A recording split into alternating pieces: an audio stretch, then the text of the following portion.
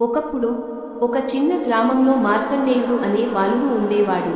అతను మార్కండేయగా ప్రసిద్ధి పొందిన మహాభక్తుడు.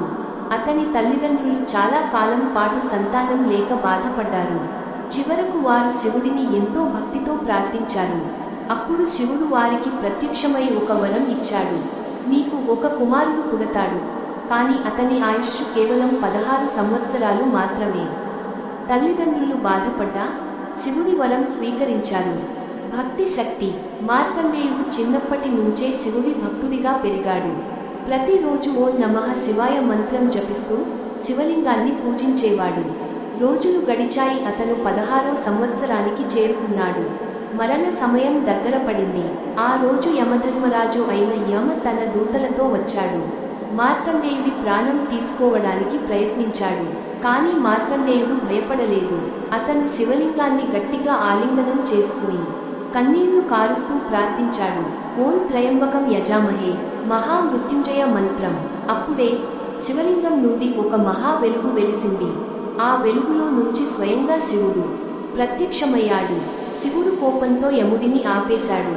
నా భక్తుడిని ఎవరూ తాకలేరు. శివుడు యముడిపై త్రిశూలం ఎత్తి నిలిచాడు. అమరత్వం వరం. శివుడి భక్తిని చూసి యముడు వెనక్కి తగ్గాడు.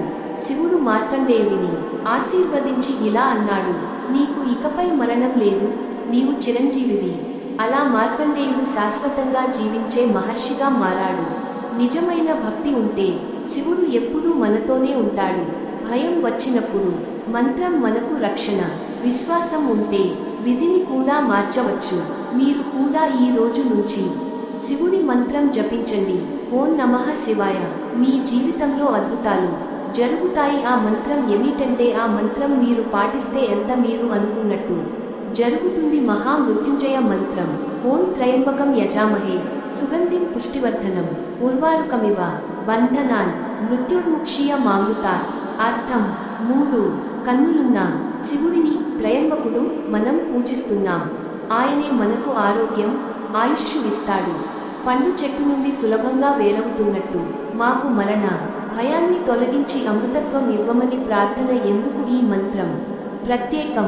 ప్రమాదాల నుండి రక్షణ, ఆరోగ్యం మెరుగుపడుతుంది, భయాలు తగ్గుతాయి, జీవితంలో నెగటివ్ ఎనర్జీ తొలగుతుంది. ఎలా జపించాలి? ఉదయం బ్రహ్మముహూర్తంలో జపిస్తే బెటర్. 108 సార్లు జపించండి. దీపం వెలిగించి శివుడిని ధ్యానం చేయండి.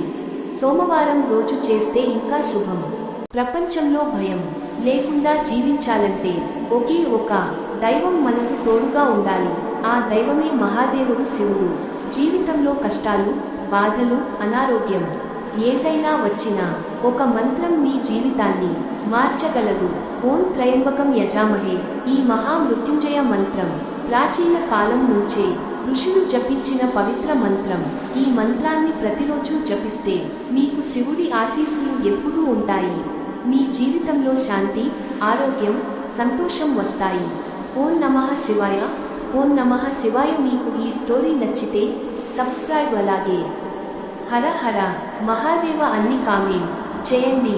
ఆ పరమశివుడు కృప మీ మీద ఎప్పుడూ ఉంటుంది. శివుడికి ఇష్టమైన మంత్రం.